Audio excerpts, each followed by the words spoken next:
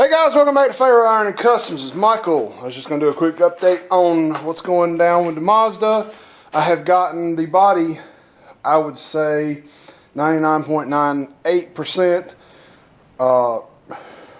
stripped paint and about 95% ready for ready to be painted. I still got a little spot of up on the roof. If y'all will look, I know Lee at Retro Cars Reborn said something about the hailstone damage, and yes guys, it was bad. It was actually really bad. The big spot in the middle, there's actually several spots right there, and every time I'd get one worked in and feel like it was right, it would be right next to another one. So that's just a big huge dent right in the middle of the car caused by hailstones. I've got the car about 70%, 60% in etch and primer. Still got to do the roof. Still got to finish the this quarter and the roof panel up there. I need to clean it up before I finish priming it. And I've got to come in here and we drill those holes for the new roof rack. I've got to weld that hole and the front one up here up so the car doesn't leak when we put it back together. So got a piece of brass out in the van. I'm going to grab that. Alright guys, so what I have here is, this is a side shift bushing out of a Moffett. It is just a piece of brass that I had when working on one of the machines. I'm going to take this first hole out. Like I said, there's 3 on each side. I went ahead and this is one of the reasons I went ahead and take the car up. One was I needed to finish priming it, and the other reason was I didn't want to get any of these pecks in the windows. Also, if you're welding on your car, go ahead and unplug your negative battery cable. Sorry about that guys. I'm probably going to have to go get my charger if this video runs much longer. Alright, so I've got my welder turned down pretty low. Like I said, this is really light gauge metal. And what you're wanting to do is put your piece of brass underneath your hole.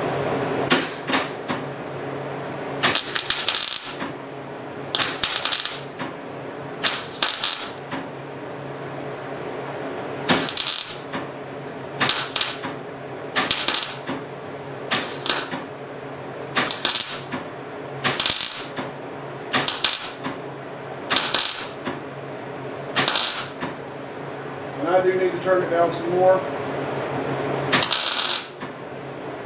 And the brass doesn't stick when you're welding it. Not the pecks out.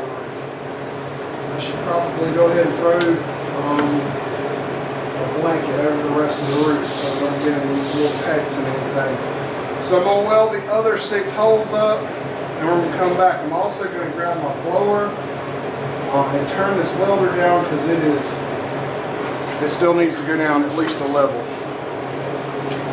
Alright guys, so I got these holes welded up.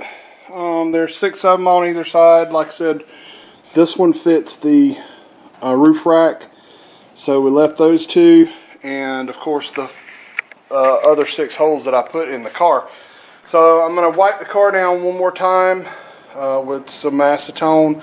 Probably need to get something like Prep Sol. The acetone seems like it's a little harsh for the body fill, so that's something y'all may want to, definitely do that. I'm gonna probably pick some up next week. Like I said, I'm gonna wipe it down one more time. It's got a little bit of a smear on it. Maybe 2 more times. They say to wipe it until the rag is clean. So I'm gonna, wipe it down again. I'm gonna shoot some etching primer on it. And that's where I'm going to leave it with this update. I'm not sure when I'm going to get right and shoot the 2K primer on it. But it's going to be sometime this week, hopefully within the next 72 hours. I want it to be next weekend.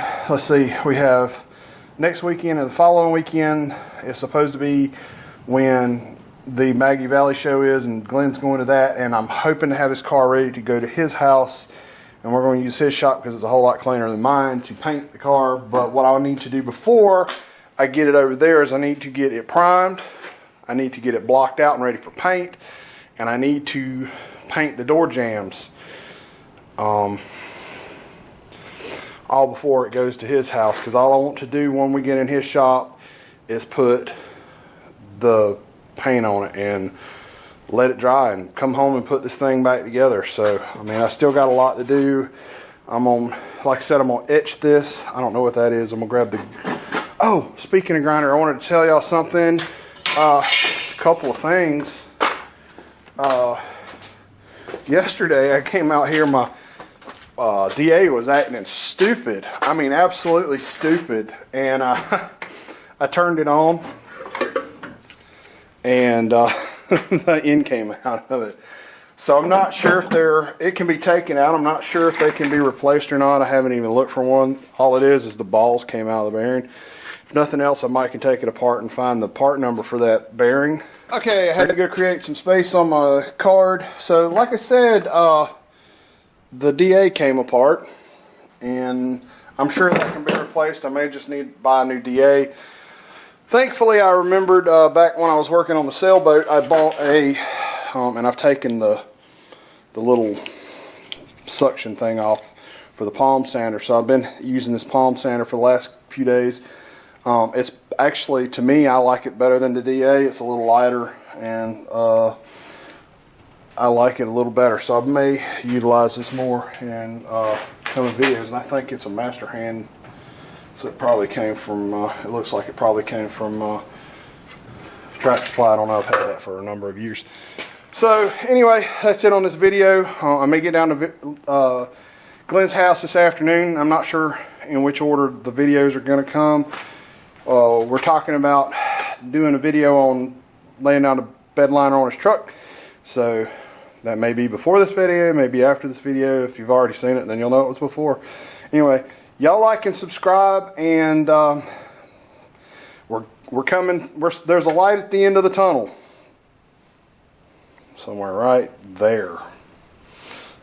No, that ain't the light, but we're getting there, folks. I'm ready. I'm ready. I'm ready. I don't mind doing this for my wife. It's just I'd rather, you know, I'm in the middle of taking care of my own car, and that's kind of what's on my mind, kind of where I want to be. And it's hard for me to put my mind in this when my mind's on that. I'm one of those kind of people that I work on what my mind wants me to work on. And if I can't put myself into working on it, I struggle trying to get it done. So anyway, we're going to get this done and get it out of here. And then we're going to get back to working on the 50. And hopefully the Volkswagen. We've got some other projects around the house to do.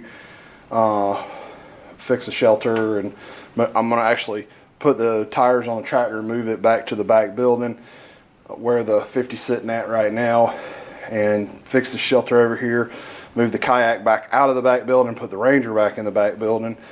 You know, so there's no limit to stuff that needs to be done. We just got to get it done, and I'll see y'all next time.